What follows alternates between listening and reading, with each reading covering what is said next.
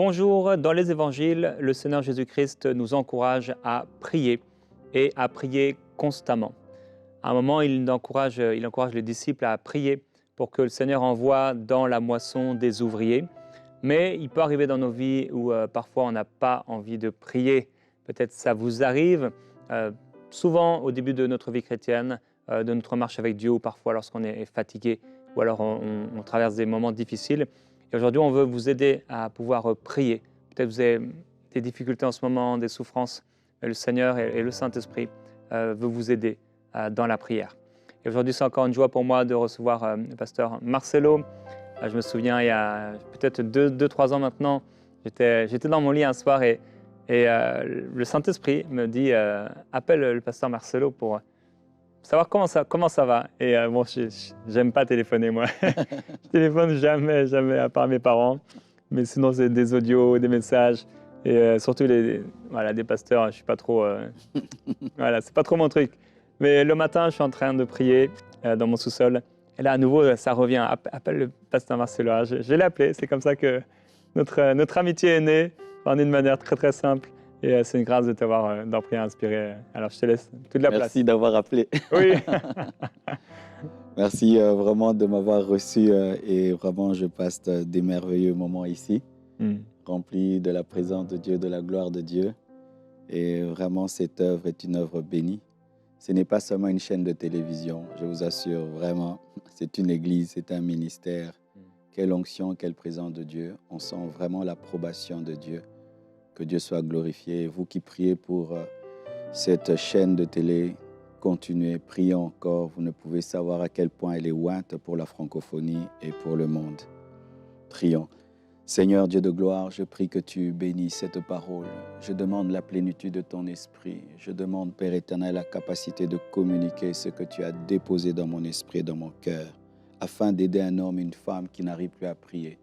Afin d'aider un homme, une femme, Seigneur, qui ne croit plus, Seigneur, qu'il pourra encore prier comme avant. Seigneur, fais un miracle de résurrection, de restauration, de réparation, de restitution. Que ces faibles mots soient accompagnés de ta grande puissance. Au nom de Jésus-Christ. Amen. Comment réussir à prier quand on n'a plus envie de prier? Eh bien, ça arrive à tout le monde. Alors, nous allons lire 2 passages de la Bible, Matthieu 26, versets 40 à 41. Et il vint vers les disciples qu'il trouva endormis, et il dit à Pierre, « Vous n'avez donc pu veiller 1 heure avec moi? Veillez et priez, afin que vous ne tombiez pas dans la tentation. L'esprit est bien disposé, mais la chair est faible. » Et il y a un autre passage, Psaume 42, verset 5. Dans d'autres versions, c'est Psaume 42, verset 6. « Pourquoi t'as-tu mon âme et gémis-tu au-dedans de moi? Espère en Dieu, car je louerai encore, et il est mon salut et mon Dieu. » Nous voyons là, dans Matthieu 26, versets 40 à 41, Jésus-Christ était à la fin de son ministère physique sur cette terre. Et là, pris d'angoisse, d'agonie, il a été poussé à prier, à prier. Il voulait être accompagné par ses disciples. Il va, il prie, il revient, il les trouve endormis. Il va, il prie, il revient, il les trouve endormis. Il va, il prie, il les retrouve encore endormis. Et il y a une exhortation qu'il fait à ses disciples. Il dit, veillez et priez.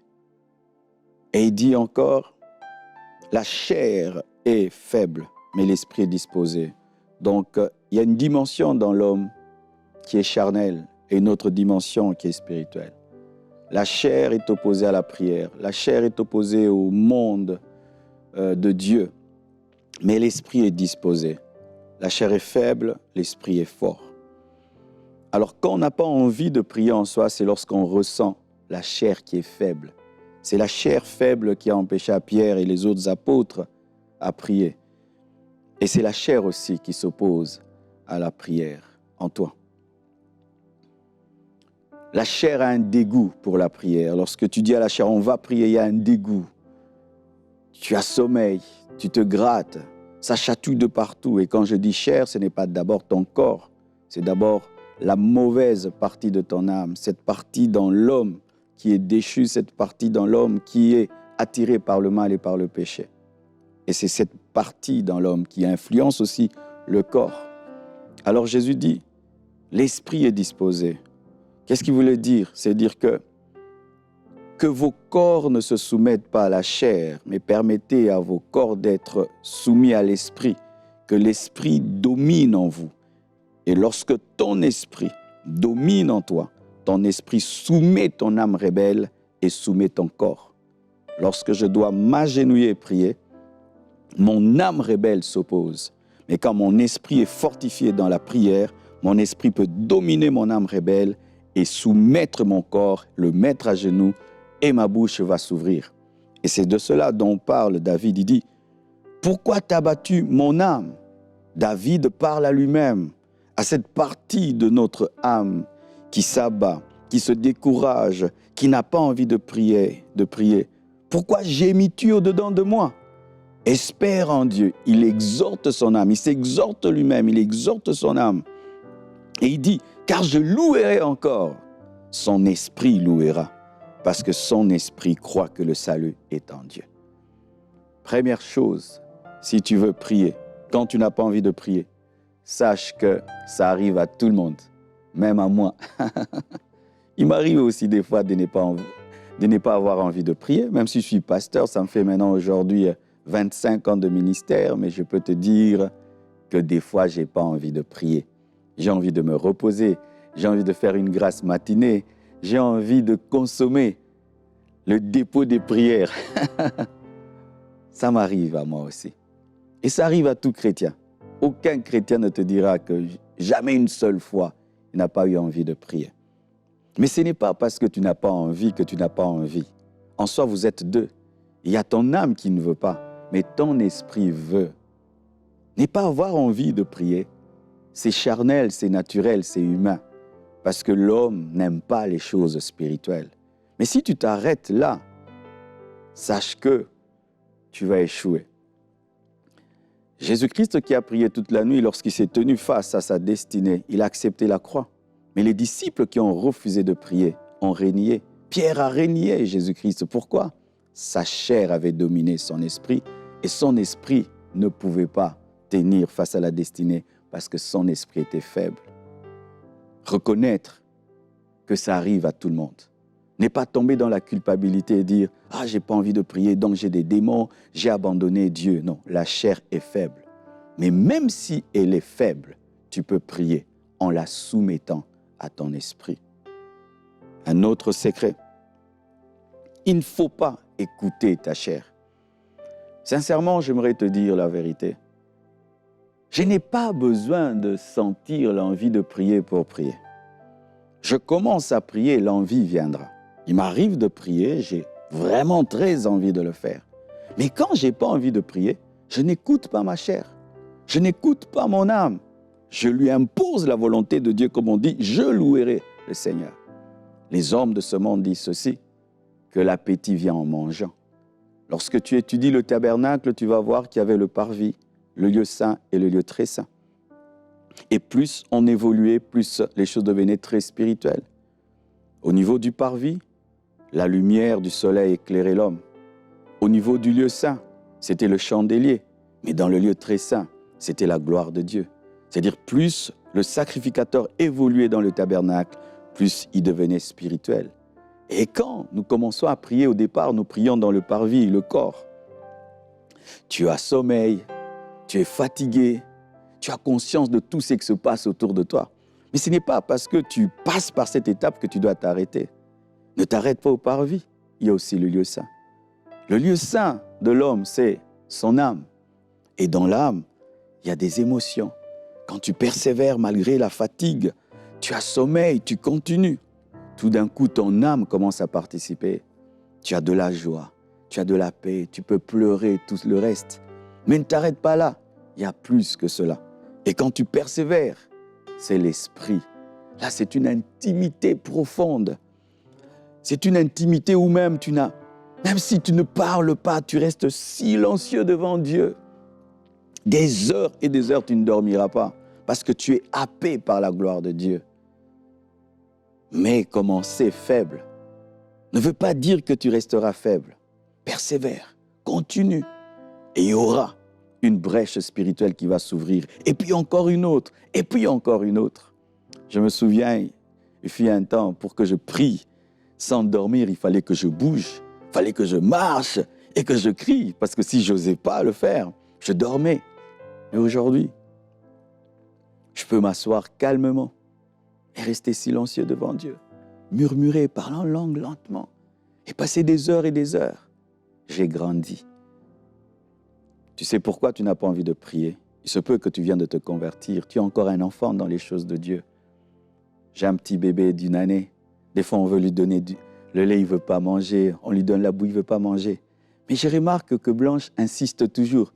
Tabir, il mange. J'ai dit, Blanche, mais laisse-le, non, les enfants sont comme ça. Et première fourchette, il ne veut pas. Deuxième, troisième, après, il finit tout. Pareil aussi, quand tu ne veux pas prier, Dieu te dit, encore, continue, encore. Et puis tout d'un coup, tu ne voudras plus quitter sa présence. Ne sois pas découragé. Ne sois pas découragé. Persévère et tu perceras. Et tu perceras encore jusqu'à prier dans la gloire de Dieu, là où il y a la Shekinah, la présence de Dieu. Mais des fois, il faut chasser les démons. Oui, le monde spirituel existe. La Bible nous dit que le dragon combattit contre Michael et Michael et ses anges combattirent contre le dragon. Et ils furent plus forts et le dragon fut précipité sur la terre. Dans ce monde, il n'y a pas que des hommes, il n'y a pas que des voitures et des maisons. Il y a des anges et il y a aussi des démons. Gabriel parle de l'intervention de Michael. Pendant que Daniel priait, il a été exaucé. L'ange Gabriel venait avec l'exaucement, mais il était bloqué par le prince de Perse. Et il fallait l'intervention de Michael pour que le message lui arrive. Et il y a un monde spirituel. Et il y a un monde spirituel favorable à la prière, les anges, mais aussi un autre monde qui combat la prière, les démons. Lorsque tu pries et tu sens que sur le plan spirituel, tout est bloqué, il se peut qu'il y ait des puissances de ténèbres qui environnent le lieu où tu es, sur le plan spirituel, qui sont comme un blocage que tu dois détruire et anéantir. Et béni soit Dieu, parce qu'il nous a donné le pouvoir. Au nom de Jésus-Christ, tu peux chasser le diable en personne. Au nom de Jésus-Christ, tu peux chasser les démons. Et lorsque tu sens un dégoût pour prier, des fois, il y a une puissance des ténèbres qui ne veut pas que tu pries. Parce que Satan craint la prière fervente du juste. Lorsque le juste prie, c'est une bombe. Lorsque le juste prie, c'est du feu. La prière d'un juste est capable de sauver une nation, de sauver une famille, de sauver une église, de sauver une famille. C'est pourquoi Satan aussi peut t'empêcher de prier et te remplir de dégoût, de faiblesse. Prends autorité, chasse les puissants des ténèbres et l'atmosphère sera dégagée. Encore, ça va te paraître bizarre. Prends un café, prends un bain. C'est une chose que le Seigneur m'avait enseignée. Mes frères et sœurs, il fut un temps, au début de ma vie chrétienne, chaque fois que je priais, je dormais. Quand je lisais ma Bible, je m'endormais. J'ai chassé les démons, j'ai tout fait, ça n'allait pas. Alors j'ai dit, Dieu, je suis devenu un païen. Comment je dors quand je prie? Je pouvais commencer à prier et puis je me retrouve, je me suis endormi. Je ne sais pas quand est-ce que j'ai dit Amen. Alors ça avait continué. J'ai dit, Dieu, qu'est-ce qui m'arrive? Un jour, Dieu m'a dit, va en parler au frère Michel. J'allais parler au frère Michel. Frère Michel, quand je lis ma Bible, je dors. Quand je prie, je dors. Mais je ne comprends pas. J'aime Dieu, mais je dors quand je prie. Et puis il m'a regardé, m'a dit, Marcelo, tu es fatigué. Tu dois dormir. Tu es surmené, tu dois dormir. C'était un temps, j'étudiais. Donc, c'était église, école, école, église, église, école, la nuit veillée. Donc, j'avais sommeil, j'étais fatigué, j'étais épuisé. Et moi, je pensais que j'étais combattu par des démons alors que j'étais surmené. Et quand le frère Michel m'a dit, Marcelo, repose-toi. Pour moi, c'était le conseil le plus charnel qu'on m'avait donné. Il m'a dit, ces derniers temps, ne force pas la prière. Prie un tout petit peu et dors très bien cette semaine et tu verras. Alors, j'ai dit, ça, c'est Satan qui m'a parlé. Tout d'un coup, le Saint-Esprit me parle, me dit, non Marcelo, je t'ai parlé. Il est écrit dans la parole que Jésus-Christ a dit à ses disciples d'aller se reposer. Dieu s'est reposé le 7e jour alors que Dieu n'avait pas transpiré. Beaucoup de gens n'arrivent pas à prier parce qu'ils sont fatigués, surmenés. Il n'y a pas un problème spirituel. Tu ne dors pas assez. Tu ne te reposes pas assez. Tu as comme une dette par rapport à ton lit. Paye ta dette. Dors bien. Repose-toi, mange et tu verras. Tu auras la force. Je ne parle pas à tout le monde, à certains qui sont surmenés.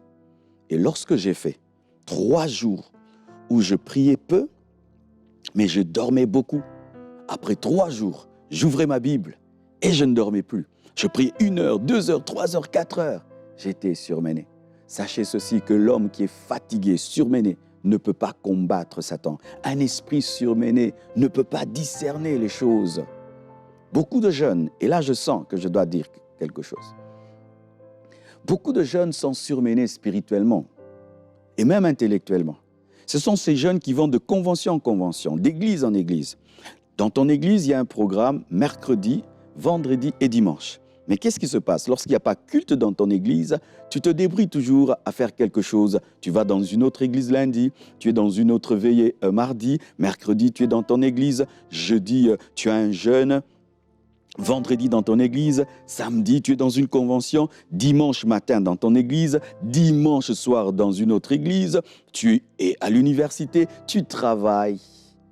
Tu vas sentir une chose, de plus en plus, ta prière va perdre de qualité parce que tu ne te reposes pas.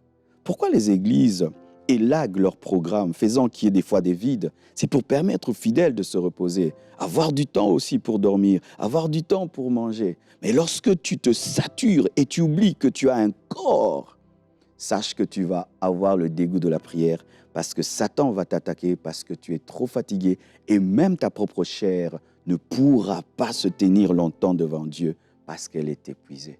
Jésus dormait dans la barque. La tempête l'environnait, mais il dormait parce que physiquement, il avait besoin de se reposer. Sois un homme équilibré et tu prieras longtemps.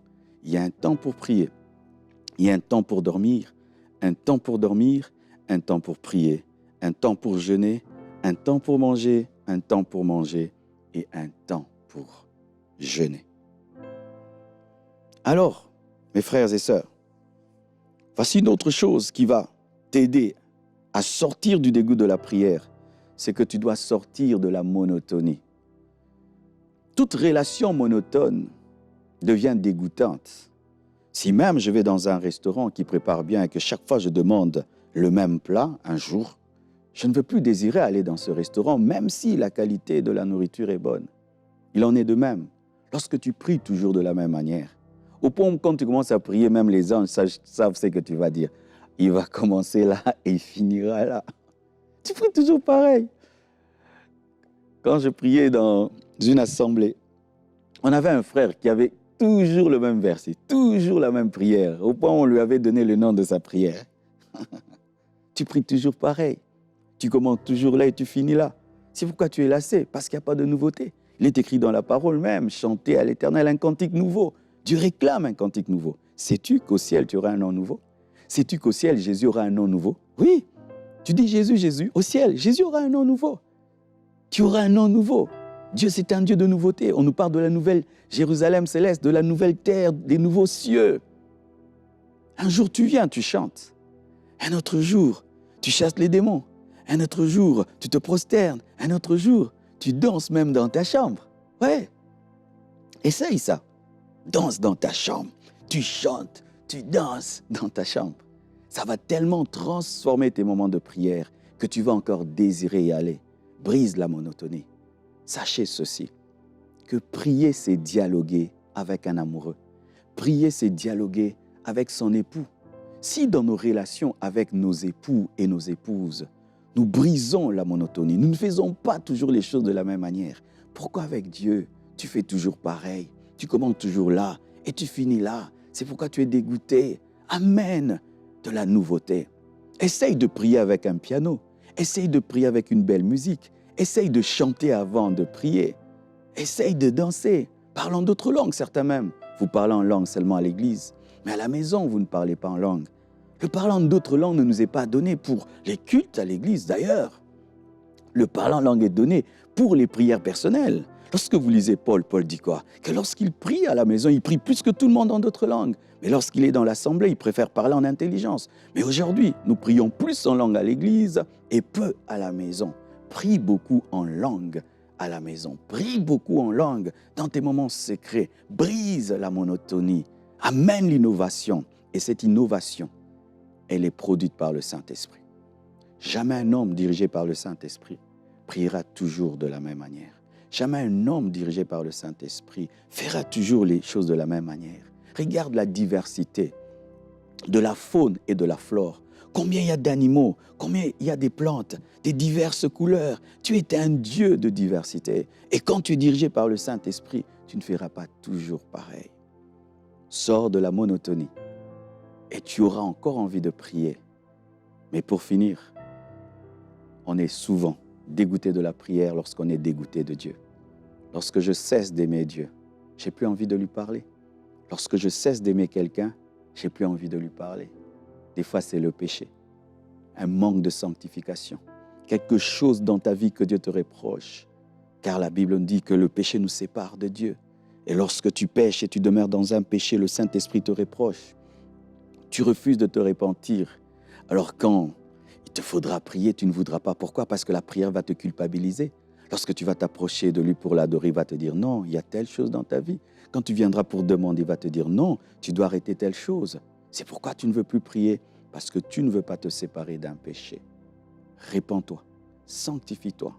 La Bible dit, sans la sanctification, personne ne verra Dieu. Si tu veux vivre Dieu dans ta prière, tu dois lui obéir et tu dois te mettre en ordre. Que Dieu vous bénisse et que Dieu restaure ta vie de prière au nom de Jésus-Christ. Amen. Amen. Et l'apôtre Paul nous encourage dans l'Épître aux Galates en disant « Ne nous lassons pas de faire le bien, car nous récolterons au temps convenable. » Et je vous encourage à continuer de prier parce qu'il y aura une récolte. Le Seigneur l'a assuré, et il l'a promis. Il y a une récompense pour ceux qui prient là dans le lieu secret. Le Père te voit et il te le rendra.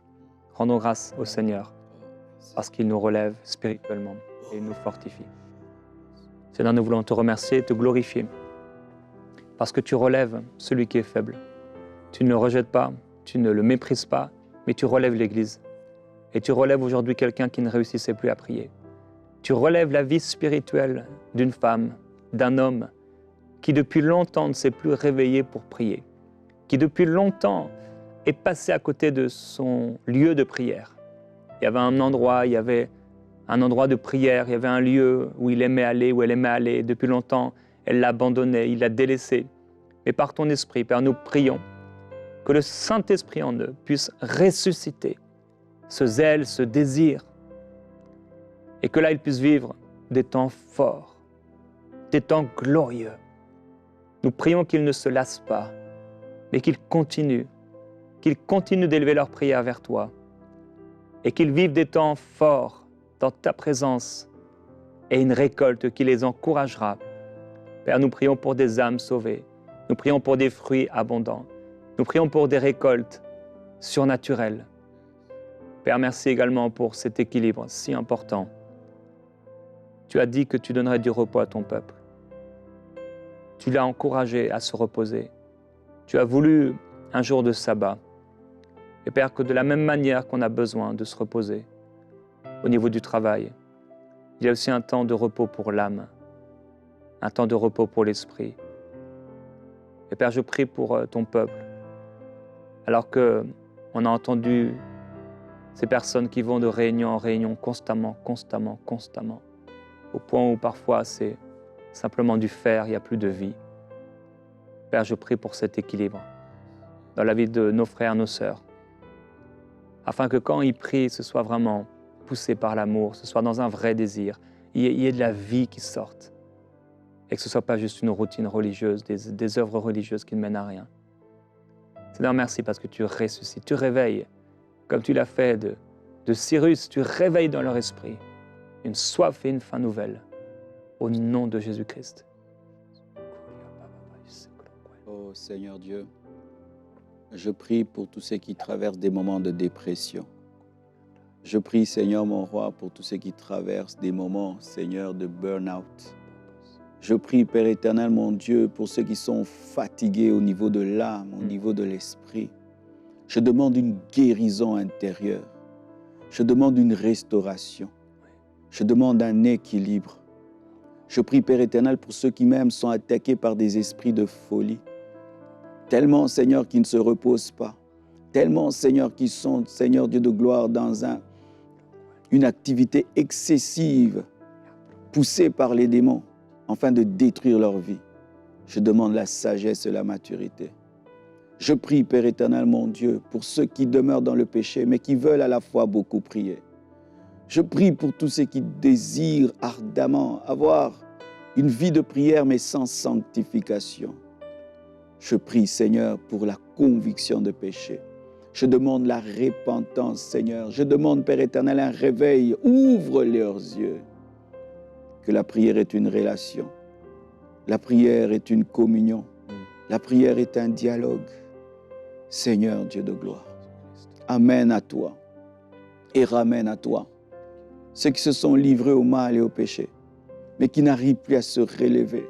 Seigneur, que ces portes qui ont été ouvertes à l'ennemi et qui les gardent aujourd'hui prisonniers, Père éternel, soient brisés, anéantis, Père, et que les captifs de Satan soient délivrés au nom de Jésus. Amen. Prie à nouveau, oui. Cherche Dieu à nouveau. Reçois la force, reçois le renouvellement, reçois la puissance, reçois la réparation de ton âme et de ton esprit au nom de Jésus-Christ. Au nom de Jésus-Christ.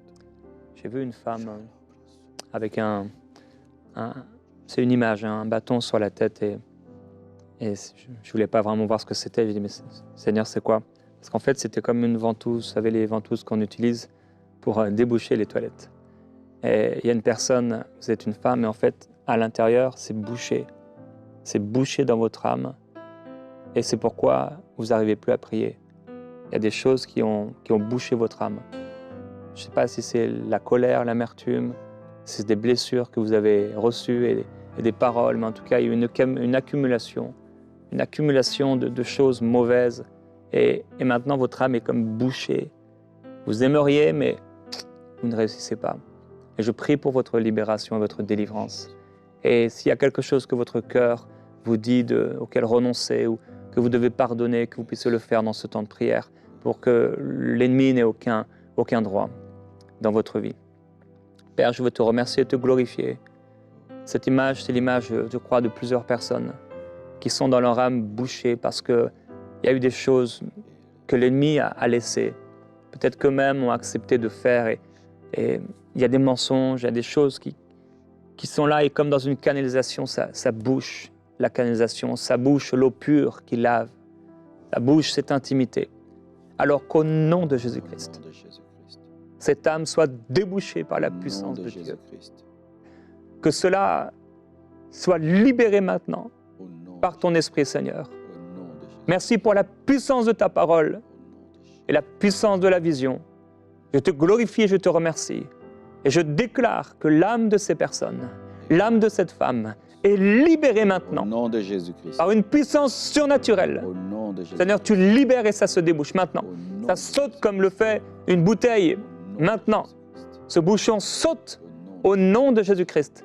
Et tu vas voir maintenant, par la grâce de Dieu, une nouvelle intimité. Et tu vas faire waouh, une libération. Waouh, ça faisait tellement longtemps que je n'avais pas prié comme ça.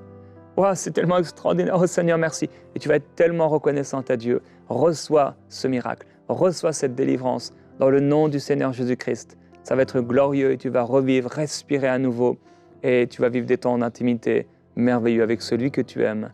Il ne t'a pas abandonné. Et aujourd'hui, il te libère. Que le Seigneur te bénisse. Amen.